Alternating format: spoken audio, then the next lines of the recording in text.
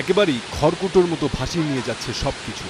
চলতি বছর বিশ্বের সবচেয়ে শক্তিশালী সুপার টাইফুন রাগাসা চালিয়েছে এমন ভয়াবহ তাণ্ডব। এ দৃশ্য তাইওয়ানের। শুধু তাইওয়ান নয়, এশিয়ার বিভিন্ন অঞ্চলে আঘাত এনেছে ঘূর্ণিঝড়। প্রশান্ত মহাসাগরে জন্ম নেয়া রাগাসা দ্রুত শক্তি সঞ্চয় করে এশিয়ার দক্ষিণ উপকূলে আঘাত হানে। চীনের হংকং সহ দেশটির দক্ষিণ উপকূলে দেখা দিয়েছে প্রবল জলোচ্ছ্বাস, প্লাবিত রাস্তাঘাট, লণ্ডভণ্ড বাড়িঘর। বুধবার এটি এগিয়ে দক্ষিণ চীনের গুয়াংডং প্রদেশ ও হংকংয়ে আঘাত হানে। ঘণ্টায় প্রায় ২০০ কিলোমিটার বেগের বাতাসে শেনঝেন ও তাইশানে রাস্তায় স্থাপিত ব্যারিকেড উড়ে যায়, শত শত গাছ উপড়ে পড়ে। গুয়াংডং প্রদেশে আঘাত হানার আগেই অন্তত ২০ লাখ বাসিন্দাকে সরিয়ে নিয়েছে দেশটির সরকার। সেখানে প্রবল ঝড়ে ভেঙে পড়েছে বিদ্যুৎ ও যোগাযোগ ব্যবস্থা।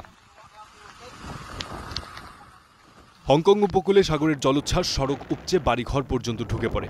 শহর জুড়ে জারি হয় সর্বোচ্চ সতর্কতা, টাইফুন সিগন্যাল 10, বন্ধ থাকে ব্যবসা ও গণপরিবহন। কর্তৃপক্ষ সমুদ্রের পানির উচ্চতা বিপজ্জনকভাবে বাড়ার আশঙ্কা করছে।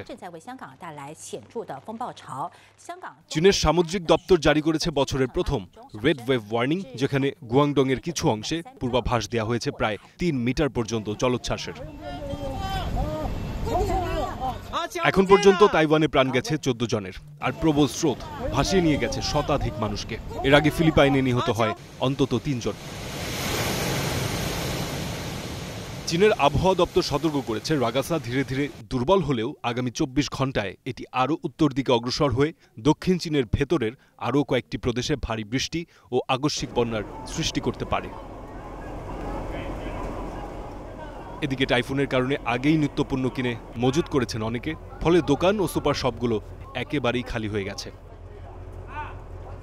ফারদিন খান, স্টার নিউজ।